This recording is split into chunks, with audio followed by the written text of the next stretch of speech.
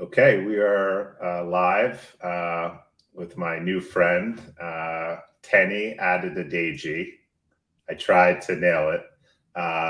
We recently got to know each other through a networking group that we're both part of through a venture capital investment company that kind of is looking to bring people in growth and business development together. And we had a conversation amongst the group and then offline. And I said, you know what?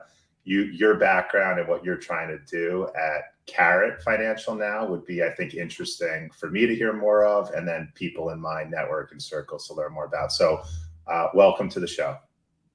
Thank you. It's been, yeah, we've known each other for a little bit now, but I'm excited to keep going.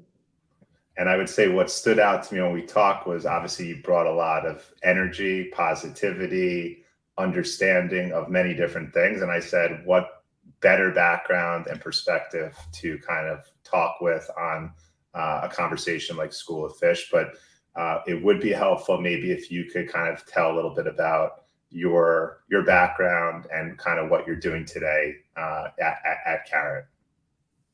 Yeah, definitely. This is my first podcast, so let me give a intro a go. Um, Grew up in SoCal, went the, kind of in the suburbs, went to pretty like average middle class life, went to college in Santa Barbara, did economics and accounting, started off my career as an auditor, where I got my CPA at PWC.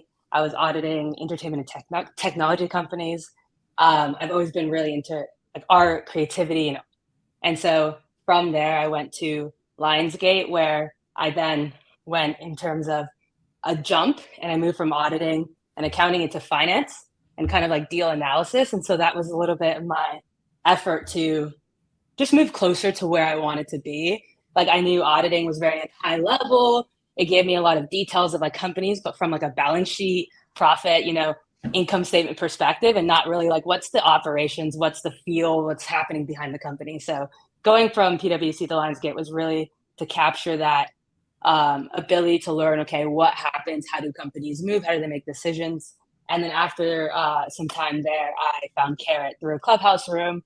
I was looking to jump to sort of just, again, move closer to, all right, I have spent time looking at like now, like financial products, like analyzing deals and understanding like why we would make something. But I didn't really understand like how was marketing selling this movie. I didn't really understand like how did acquisition like build up the relationships to get the script in through the door. And so I really wanted to, again, get closer to like what's the pulse and like beating heart of the business. And so when I heard about Carrot, it was such a perfect blend of my passion for art creators and my background in finance and accounting and products like that. So I was just like, this is great. I met the co-founders. They, I still remember my interview where they were like, I'm looking at your resume and I see a lot of finance, but like what it doesn't show is actually like you seem like you'd be really good at sales and you'd be really good at this. And I'm like, I'm so glad you said that. Like I may not have that like, visibility, but I have that. It doesn't mean I don't maybe have the desire. I just never got to it yet. So they really did give me that opportunity to grow, and they've invested in me a lot, gave me a lot of opportunities to try something new. And so what I do there now is I started off in growth right after our Series A. Cold emails, a little bit of marketing, a little bit of growth analysis, and then I pivoted over to chief of staff. Still a lot of growth strategy, but incorporates just some other areas as well. No, that's a great storyline. And it's not every day that someone that starts in audit ends up, quickly or multiple years later ending up in growth. And that's like an interesting journey, and it's still early on. But I think what my takeaway from hearing your background and what you've been doing is like you went down a path where you thought you were entering the world of tax or audit or something that was probably less exciting than what you're doing today. And it's not sometimes people get pigeonholed into those worlds, right? You studied to do something, you gained certification, you have a job. It's not so easy to pivot away from your comfort zone. What was it that kind of propelled you to go from PwC to more of the Lionsgate and or startup worlds? Was it an internal belief that you had in yourself? Was it people around you that were saying like you have more to bring to the table, or how did that all come together? Yeah, it's a good question. And what I have realized over the last few years too is that I have a lot of friends still there, at auditing, and they love it. And I just realized I was like, oh, it just wasn't for me. And that's the beauty of like each of us having our individual journeys, is that I like it could be really fun for someone, but for me, I just found it not necessarily like hitting what I was looking for and seeking. And so I think it was mainly internal. I actually would say externally. There was a lot of like from PWC, you go get your MBA a couple of years later, you go get another graduate degree. And I think people like I would say externally probably saw my potential to do that. And I think going super into from PwC to a startup wasn't a path that was like visible. But I had a lot of like mentors, honestly, people that I would cold DM, very similar to you, that I would either see in an interview or see through a networking event, cold DM them get more time, and I would just hear their perspective on life was, because oftentimes they had a very unique path of how they ended to where they were at too, and so it just made me go like, there is more than just what maybe is advertised, right? There's more than just the like you're in college and they're telling you what the path looks like when you start to like get exposed to more people. Totally. And sometimes like your environment from where you grew up, your parenting, your high school and or college, like you're in certain worlds that may not make things be as obvious as a journey to embark on. And I look at my own career. No one ever mentioned going into the world of startups, helping startups, doing business development. It just was my own personal journey to realize that was something I liked doing, and I thought there was an opportunity. And so now when you sit in a seat in kind of a joking way, because I'm presenting this term business development in the marketplace every day, when you say to someone chief of staff, right? Generally, how do you describe? One is, what does the other side usually think that means? And two is, how do you explain chief of staff? That's a great question, because it's such a gray, big term that a lot of people could mean it means anything from being like the CEO's right hand man to being like an executive assistant to be, what I mean? It could mean you're doing a lot of recruiting work and like culture work to you're doing none of that and you're doing actually a lot of like operational organization, like uphanding. So it's so varied. I would say people oftentimes think I'm like doing a lot of like HR people stuff more than I actually touch. I did a little bit of recruiting, but I feel like my experience as chief of staff has mainly been around trying to like exist in the gray space of the business. And there's a lot of ambiguity, but I try to like be observant towards like what areas need to be addressed, and then kind of use a like various toolkits to get like to help get that through, usually around data, some strategy, just some like operational digging and tactical work and things like that. And ultimately, does a chief of staff, generally speaking, work closely with the founders or C-suite of an organization, right? That's a fair assumption.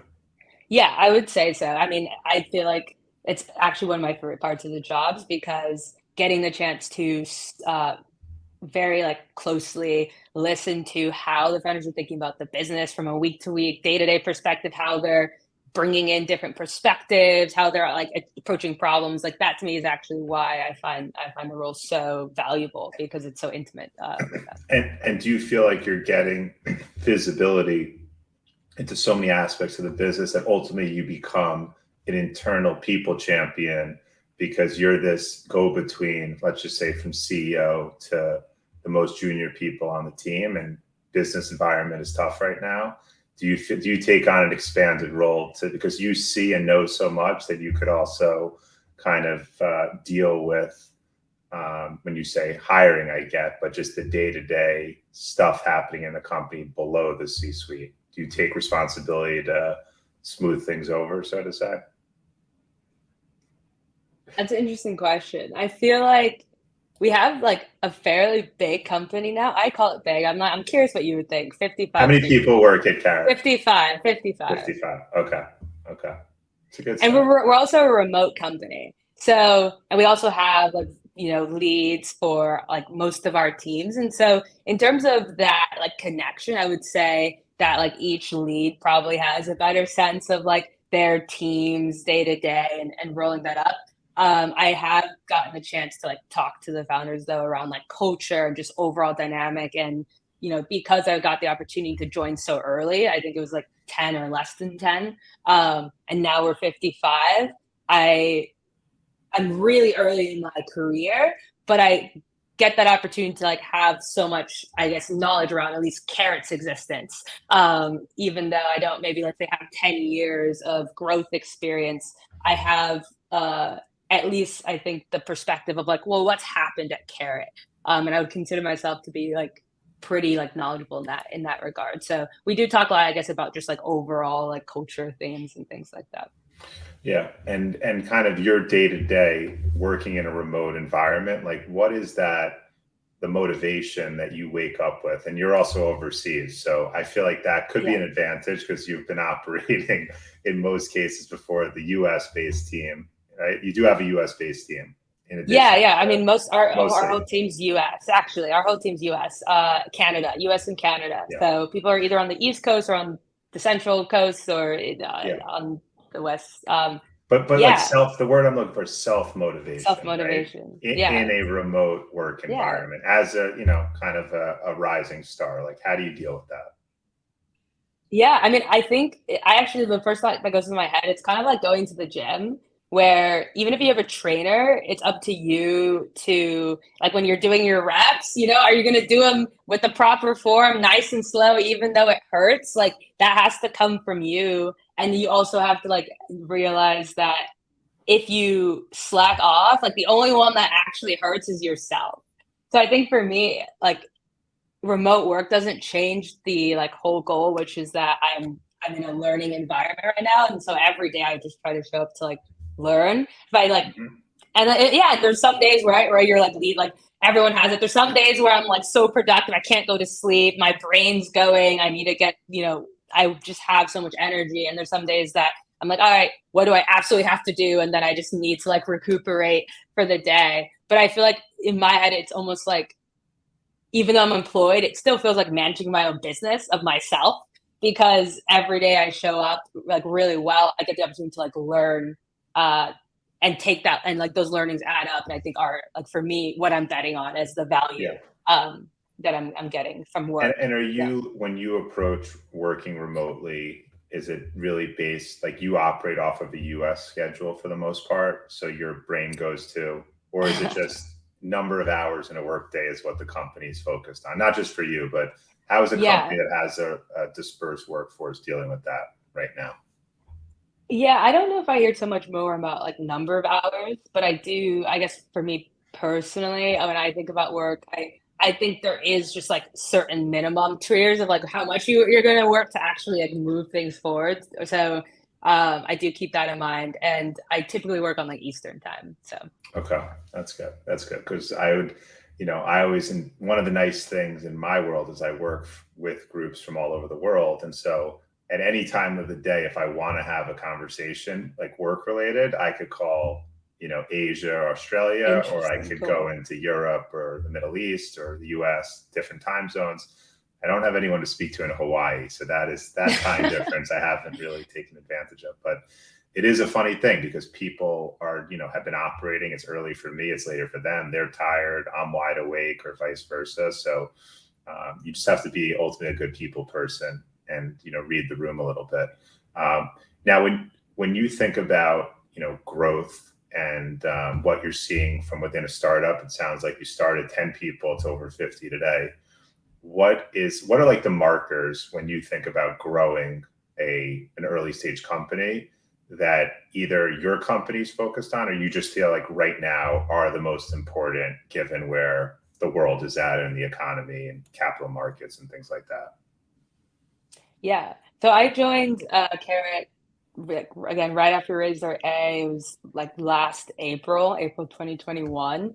Creator companies were hot, really hot. Fintech companies were really hot, and so we, I think, got the chance to really like be all in on growth. And that was my first like year and a half there. And now it feels like almost like I'm like, oh, I'm joining like a different company, because with the markets shifting in the summer and now us being at 55 people, it really does feel like, okay, it's not all about growth. It's actually a lot more around profitability. What type of growth are we getting? Is it sustainable? And so that is something that we're focused on now. And then I'm sort of shifting my thought from just like top of funnel acquisition, go, go, go, to what is the kind of retention, the engagement, the profiles that are coming from that top line. So it's just like a more expansive view of growth, not Also, no growth, but expansively. and it's amazing to be at a company when you're seeing both sides of that coin. I think that's, Oh, compared to the last five, if you started somewhere in 2018 or 17 up until maybe 2021, you were seeing this, rocket ship growth that was happening in every industry, every company. So it's kind of a nice balance to be growth and now more, like you're saying, retention. You're lucky, is what I'm saying from the outside looking in. okay. I will take that. I agree. I think it's definitely, again, if the whole point's learning, I am feeling very fortunate to now have, okay, let's switch it and have these learnings. I think in hindsight, like looking back, maybe another year, I'll have like more like palpable understanding of what's going on. Sometimes it just feels like, months and months, we're only a few months from the summer. So it's like, it's still so early into this shift. I think I think time will help tell, what was going on at the end of the day.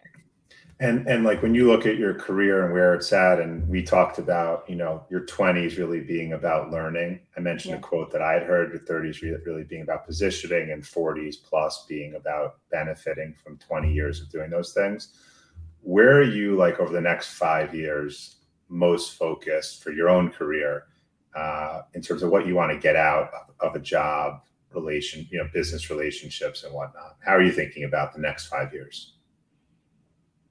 Yes. The way I'm thinking about the next 5 years is a lot on like continuing to like honestly head down the path that I started, which is like starting from really super bird's eye view of like what does a company's financial statement look like, to now where I got to chance to be at Carrot, understanding a little bit more of like how our companies made and what like kind of fuels them, to my goal for the next 5 years is to like keep just doubling down that knowledge, and to the point where I feel like I can internalize, or like feel like I guess internalize a lot of these like um, insights and methods and ways to like make things happen. So I guess for me, I'm just really trying to understand what's the perspectives that I need to have, and the guidelines and the philosophies to be like a valuable contributor in 5 years to any business. And Yeah. that's my goal. No, it's well said. The people, I think that there's a generation where employees were taking for granted the opportunities that they were part of or the companies they were working with. And sometimes uh, that was okay because it was reality. They may have not liked the company. It was bad leadership. The culture didn't fit. But ultimately, I think we are in a time where there is going to be a newfound appreciation for roles that people are sitting in and how to make the most of it. Like, yes, money is important and learning and all that, but kind of looking at the seat you're in and trying to take it one step further for your own benefit, where also the company gets benefit as well. And I think that pendulum is healthier when there's like a balance between what the employer wants from its team and the employee is willing to give it. And there's just hopefully more harmony in the workplace is what I'm expecting to see in the next year or two. Perfect world. In a Yeah, perfect. perfect world. Yeah, I would agree. I would say that to me, like learning over like I think if you ideally you can learn and earn, right? Like perfect worlds. And I feel like if you're not learning in a position but you're earning, it really is like more short term. Because I actually feel like learning has just so much more, like to me, learning leads to earning at the end of the day. If you can give value, if you can genuinely be like, yeah, I know how to do this thing, like, oh, you're trying to grow your business, like, yeah, I was in the Yeah. trenches, I studied this. I just feel like that will like always be better off as opposed to like getting a short-term paycheck or salary where you could always get laid off and then you don't have any knowledge or like the money. So I feel like keeping that knowledge has always been right throughout centuries. I think it's where lots of religions and cultures have always appreciated knowledge. It's the thing that can't Yeah. be taken away, it can't be pillaged. You can just keep it with you. Well, for a first-time podcaster, you're dropping some good sound bites here. Learning is earning. That's solid. And Learning and I is think learning. I think when you ultimately manage people, hopefully one day maybe you'll be running your own company. It's having gone through the war yourself or been in the trenches is not only valuable because you understand what you're asking your team potentially to do, but you could talk the talk, right? I think there's no worse of a leader. Let's just look at the military apparatus. Like generals, obviously you can make assumptions, and in the army served at every rung of the ladder, and they understand the people side, they understand the pain side, they understand the learnings knowledge. And so I say this to you and others that are, continue, and me as well. It's like, it's all about doing work and learning, and then letting that be the kind of the catalyst to push things in your career forward. You'll interview better having done all the things it sounds like you're working on. Awesome. No, I like that perspective that like go through it. I feel like with the tools available to us today, I think a lot of it actually has been around, oh, you don't need to like for if you want to get in the movie business, you don't actually need to start off like giving people coffee, right? Like you actually can just go straight into X, Y, and Z, which I think there's a lot of value in that, right? You can just go into producing like a YouTube video and creating and then like get experience that way. And I think there's a lot of value in towards that, like being able to skip maybe a like traditional set path. And I like the perspective of like going through certain paths gives you empathy. Essentially going through a journey is like also an opportunity to get empathy for when you're, at certain points of your journey to like understand people that are now going through their journey, and like being able to give those values. Right. I was never a proponent of having people, interns included, ever bringing me or getting me coffee. So this is more about the good trenches, right? The stuff that will stand the test of time. And for all we know, the entertainment world where it was that, get coffees when you're an assistant, or the fashion world, like all those stereotypes that are out there. I think ultimately they're gonna have robots serving you coffee, right? And bring it to your office and being self-made. So that's kind of gone out the window, thankfully, during a time like COVID. And I think productivity rises to the top. And organizations want good people, smart people, caring people that have their own best interest, but the company's best interest as well. So tell me, just we'll kind of finish up here, but in your seat, or kind of like the objective, either personally or professionally, what are you looking to, who are you looking to connect with, do business with, meet? And that could be both as Karat or just in your personal life. Yeah, I actually, my one person right now, I did get the chance to like digitally interact with them recently, like a day or two ago. Layla Hermosi, they're an incredible business person. They now make very like valuable content around like just the good trenches of what it means to actually build, $1 million businesses. And I've gotten a lot of value from watching their content. So I reached out to them and was just like, hey, you give me a lot of value. That's all I wanted to say. And they got back and they said, thank you. And all I wanted to do was honestly just like, I was just like, if I was her, I know I would love to know that I was making an impact. So I did get the chance to connect with her briefly, but in my head, I'm like, I'm actually just going to internalize these. Acquisition.com? Acquisition.com, exactly. And so it actually is relevant because they're creators. And I know actually the founders at Care have already been in contact with them. But for me personally, I just go like, I can't wait for, whatever it comes, 5-10 years, where I can actually reach out to her and be like, hey, by the way, those insights you dropped, that it led to this. And so it's even more than just an appreciation, So that's the person. That's great. So Teni, we're going to wrap up here. Thank you so much for being our first European, or one of our first European podcast guests. We're going international. And looking forward to you and I continuing to kind of build our friendship, and hopefully people listening or seeing this podcast will think of ways of maybe they're learning about Karat. My network is your network, so to say. So hopefully something good comes of this. And at least we know we'll have two, people watching, including both of our families. They're usually, Yeah. guaranteed Including both of watchers our of families. podcast episodes. So thank you so much, and have a great rest of the day. Right. Thank you. Thanks for bringing me on. All right.